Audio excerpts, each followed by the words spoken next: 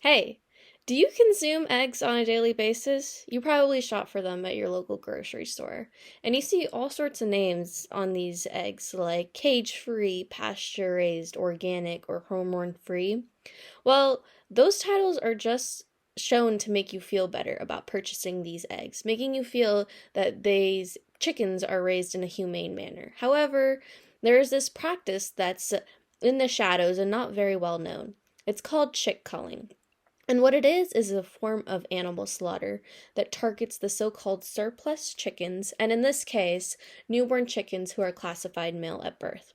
Professional chicken sexers trained to distinguish the sex of hatchlings at commercial hatcheries quickly separate the pullets, which are the female chicks, from the cockerels, which are the male chicks. While the pullets will go on to lay eggs, the cockerels, unwanted and expendable, are promptly sent to their deaths.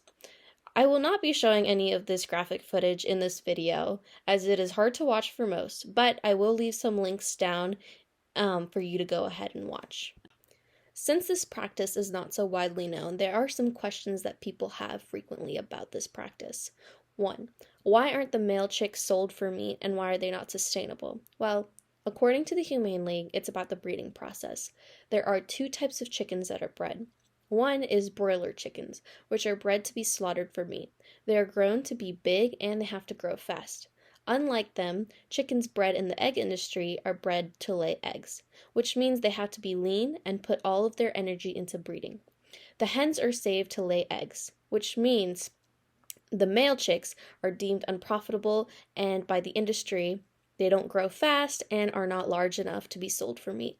So unfortunately, they are killed hours after they are born. What are some methods that the egg industry uses to kill male chicks? Well, according to the Humane League, in order to cull millions of chicks a year, they need a fast and effective process to eliminate them. Although inhumane, these are the standards that are deemed normal by the egg industry.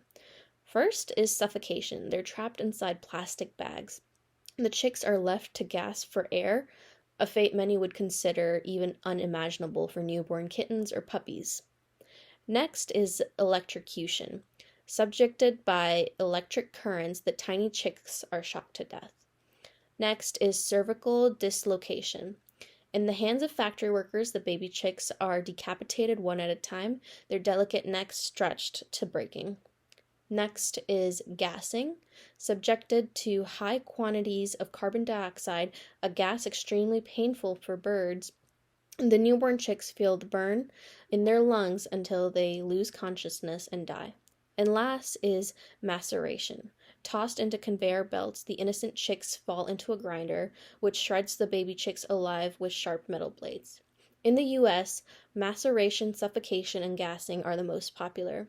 According to The Guardian, around 4 to 6 billion chicks are culled annually around the world with these practices.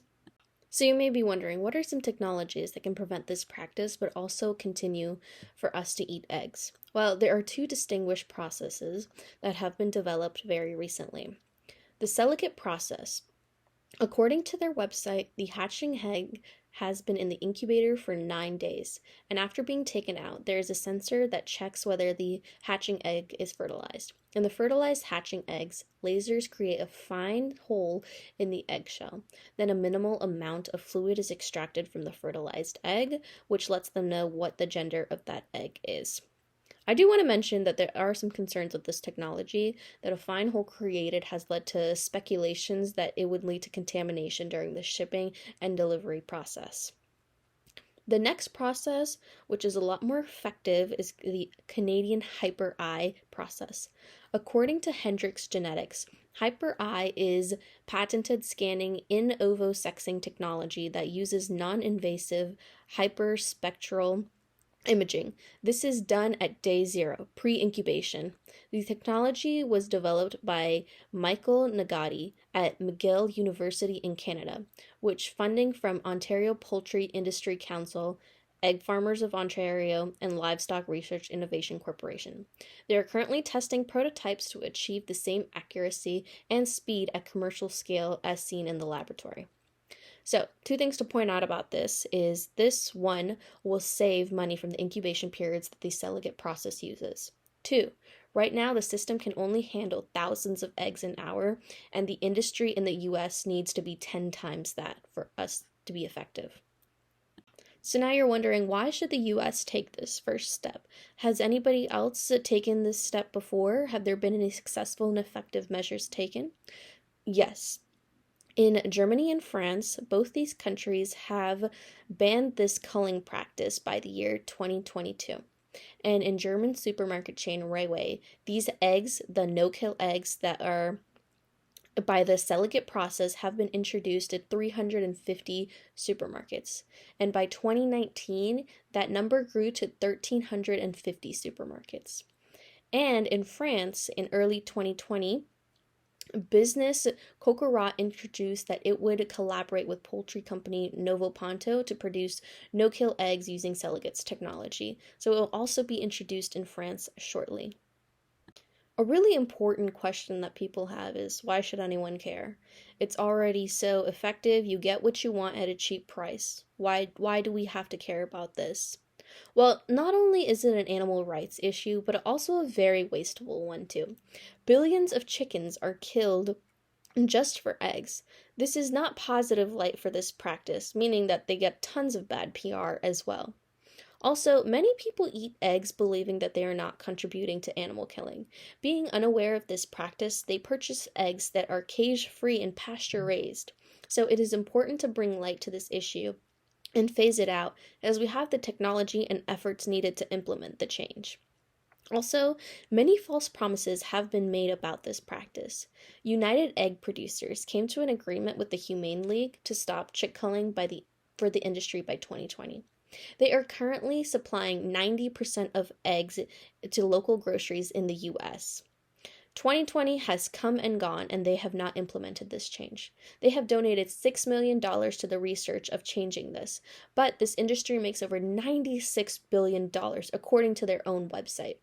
We can't let them make these promises and only contribute pennies to what they have already made off of Americans. So, this really important last step. How can you act to stop this chick culling from happening? Well, one, reach out to your local farms and ask how they care for their hens and male chicks. And if they don't practice chick culling, then you can buy your eggs from there and feel no guilt about it. Two, you can eat plant-based eggs like Just Egg, which is found in many grocery stores and tastes pretty much the same according to my experience. Three, email your representatives to take action on this matter. 4. Email farms like Vital Farms and Kirkland, who promote pasture-raised and cage-free eggs, but then practice chick culling in the shadows. They should have this on the egg carton itself. 5. Email United Egg Producers, who have made promises to stop this practice by 2020, but still have not and have made little efforts to do so. 6. Donate money to research companies like Seligate and HyperEye so they can have the funds to make their technology better. So, what does the future look like with all of this gone? Most importantly, people need to know what they are purchasing, which is why bringing light to this is one of the best ways to stop this. This way, people will reach out to the right people and let them know what they want. With enough pressure and demand for a no-kill egg, the industry will have to comply. If people reach out to their representatives, then maybe the US government can help by putting a ban on this practice. However, I believe that people will get this done sooner than the government can. And in time, the technologies for in ovo sex determination will be economically beneficial, so companies can choose this route on their own. So, it looks like with these techniques, there will be no more ruffled feathers.